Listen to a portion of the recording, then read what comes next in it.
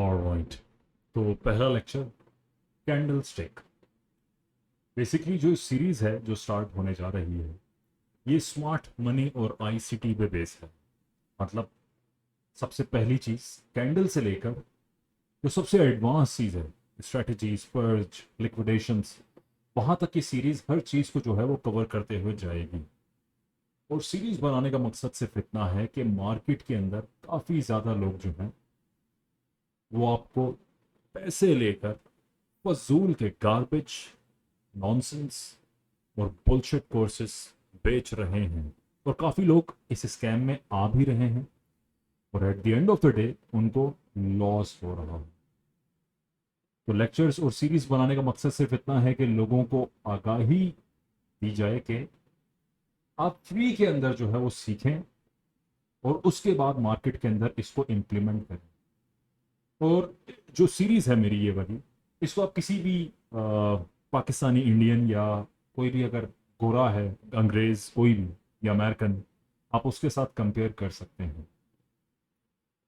तो पहला लेक्चर हम लोग शुरू करते हैं कैंडल स्टिक का। और एक और चीज़ मैं आपको बता दूं, काफ़ी लोग मुझसे पूछते हैं मेरा पर्सनल मॉडल, क्योंकि सब मुझे लाइव देखते हैं तो सबको पता है कि मैं कैसे जो है वो पर्सनली ट्रेड करता हूं।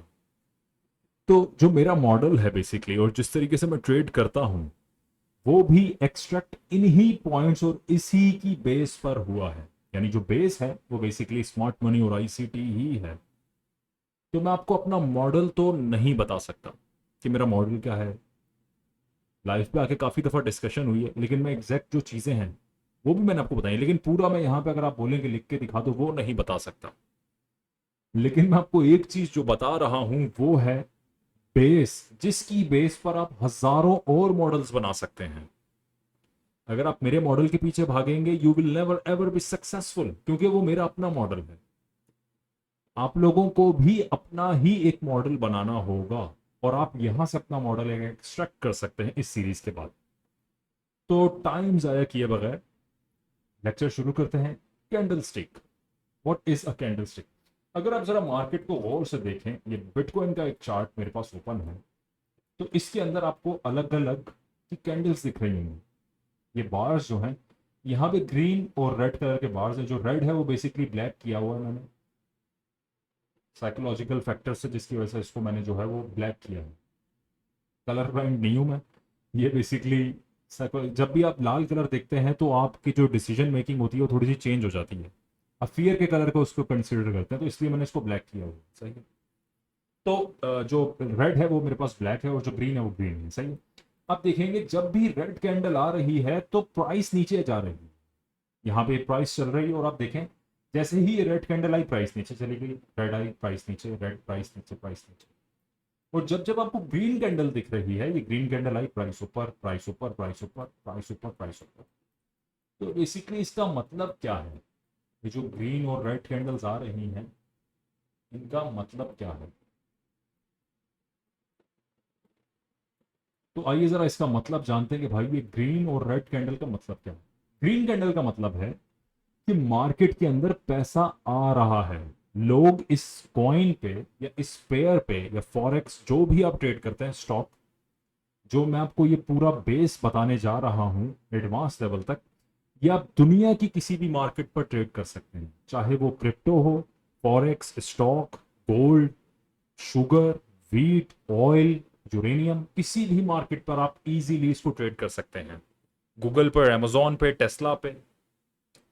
तो ग्रीन का मतलब हुआ कि लोग इन्वेस्टमेंट कर रहे हैं, इस मार्केट के अंदर पैसा आ रहा है और आहिस्ता आहिस्ता प्राइस जो है इसकी, सॉरी, प्राइस जो है वो ऊपर जाती जा रही है। अब ग्रीन कैंडल इतनी भी हो सकती है क्योंकि लोगों ने छोटा इन्वेस्ट किया तो इतनी, यानी ग्रीन तो हुई है, लोगों ने इन्वेस्ट तो किया है।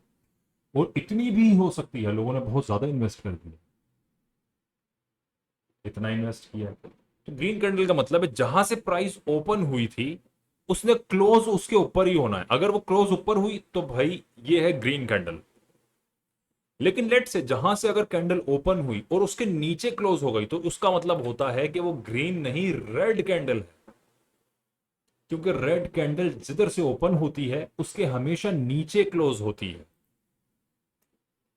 आइए जरा इसके स्ट्रक्चर को समझते हैं। ये आपको इसके अंदर दो पार्ट दिख रहे होंगे, एक है थिक पार्ट और एक है ये थिन पार्ट। जो ये जो थिक पार्ट है ये बेसिकली आप इसको कहते हैं बॉडी। ये थिक पार्ट को आप बोलेंगे बॉडी।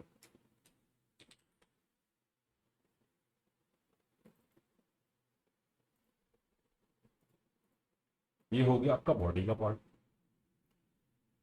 और जो ये आपको थिन लाइंस दिख रही हैं, ये थिन जो लाइंस हैं बेसिकली, इसको आप बोलते हैं विक। शैडो बोल सकते हैं या विक बोल सकते हैं।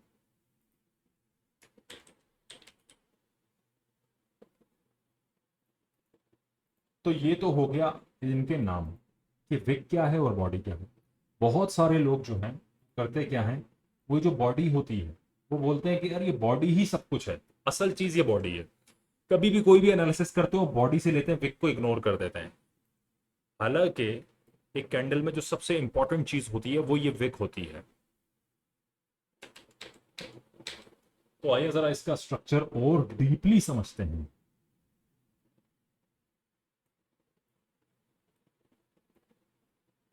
ग्रीन कैंडल की एग्जांपल लेते हैं कि ग्रीन कैंडल इस पॉइंट से ओपन हुई, ओपन होने के बाद इधर आके क्लोज हो गई।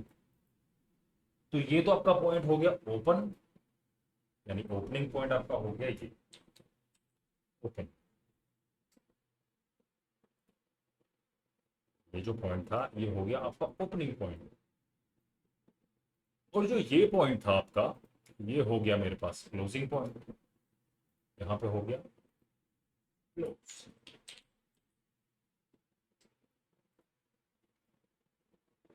अगर ये ओपन है ये क्लोज है, तो ये जो विक है ये बेसिकली क्या, कौन से पॉइंट्स हैं, ये विक वाले पॉइंट क्या है। तो आए जरा इन विक वाले पॉइंट्स को समझते हैं।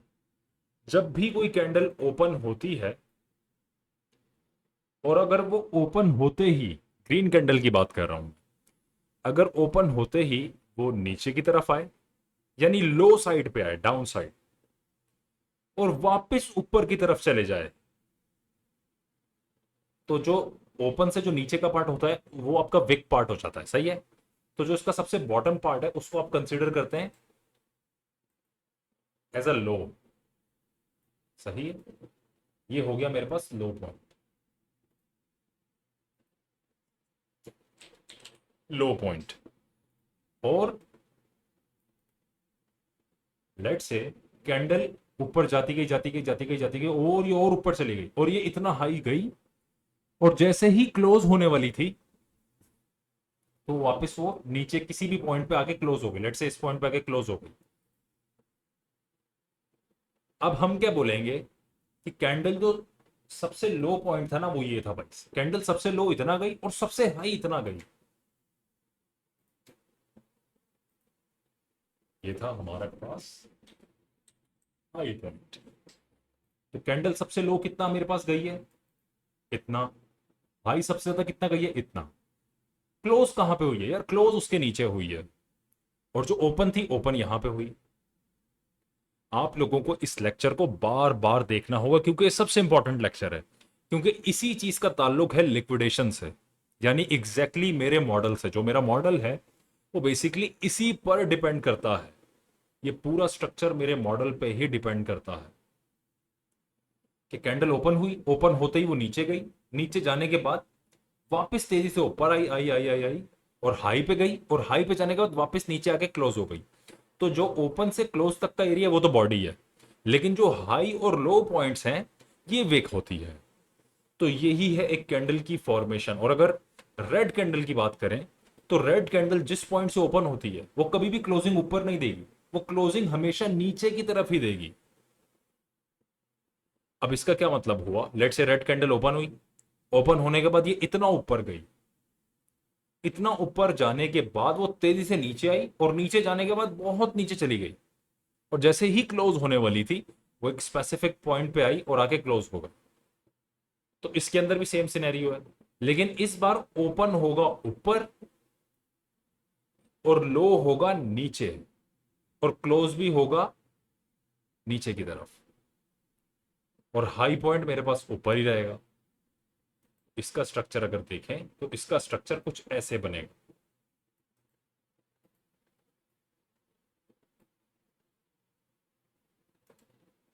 हाई पॉइंट मेरा सेम रहेगा, हाई पॉइंट, हाँ भाई हाई पॉइंट मेरा इतना हाई आया, और जो लो है वो इतना नीचे लो गया, ये लीजिए। लेकिन जो ओपन और क्लोज की कैंडल्स हैं वो डिफरेंट होंगी। ग्रीन कैंडल हमेशा नीचे ओपन होती है और ऊपर क्लोज होती है, लेकिन जो रेड कैंडल है वो हमेशा ऊपर ओपन होती है और क्लोजिंग हमेशा उसके नीचे आती है। ऑब्वियसली जब प्राइसेस गिर रहे होंगे, जब रेड कैंडल आती है तो प्राइसेस गिरते हैं, जब प्राइस गिरेगा तो डेफिनेटली वो क्लोज नीचे ही करेगा। तो जो ग्रीन कैंडल है इसका स्ट्रक्चर जो बनता है इस तरीके का, इसको हम बोलते हैं ओपन लो हाई क्लोज, OLHC।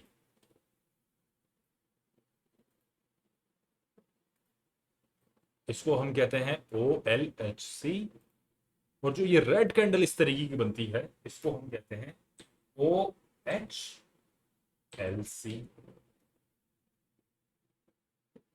सॉरी, ये आ गया। हाँ, अब इसका क्या मतलब है जरा ग्रीन वाले का समझते हैं।